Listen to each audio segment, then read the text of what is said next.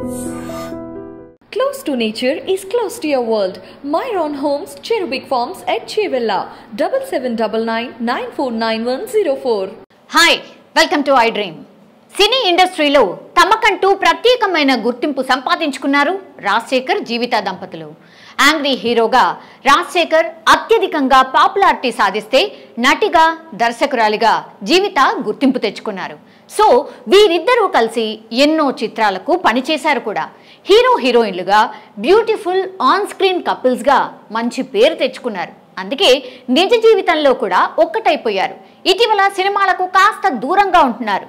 అయితే వీళ్ళిద్దరికి సంబంధించిన న్యూస్ ఒకటి టాలీవుడ్ లో ఇప్పుడు కలకలం రేపుతోంది. ఇంతకీ ఏంటా న్యూస్? జీవిత రాజశేఖర్ దంపతులకు నాంపల్లి కోర్టు 2 ఏళ్లు జైలు శిక్ష విధించింది.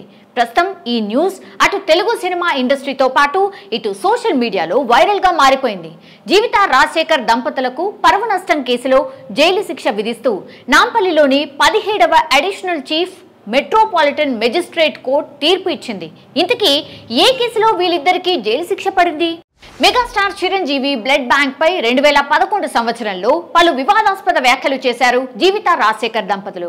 దాతల నుంచి ఉచితంగా సేకరించిన రక్తాన్ని మార్కెట్లో అమ్ముకుంటున్నారని ఈ దంపతులు ఆరోపణలు చేశారు. సో ఇందుకు గాను నిర్మాత అల్లు అరవింద్ అప్పట్లోనే న్యాయస్థానాన్ని ఆశ్రయించారు. చిరంజీవి బ్లడ్ బ్యాంక్ పై జీవిత రాజశేఖర్ దంపతులు చేసిన ఆరోపణలకు సంబంధించి మీడియాలో వచ్చిన కథనాలను సీడీ రూపంలో కోర్టుకు సమర్పించారు అల్లు అరవింద్. చిరంజీవి పేరుతో నడుస్తున్న సేవా కార్యక్రమాలపై, ట్రస్ట్ సేవలపై అసత్య ఆరోపణలు చేశారంటూ పరువు నష్టం దావా వేశారు. జీవిత రాజశేఖర్ పరువు నష్టం దావాపై సుదీర్ఘ విచారణ జరిపిన కోర్టు సాక్షుల వాంగ్మూలాలను పరిశీలించిన అనంతరం వారికి 2 ఏళ్ల జైలు శిక్ష విధిస్తున్నట్టు నాంపల్లి కోర్టు తీర్పు వెల్లడించింది. జైలు శిక్షతో పాటు 5,000 జరిమానా సైతం విధించింది.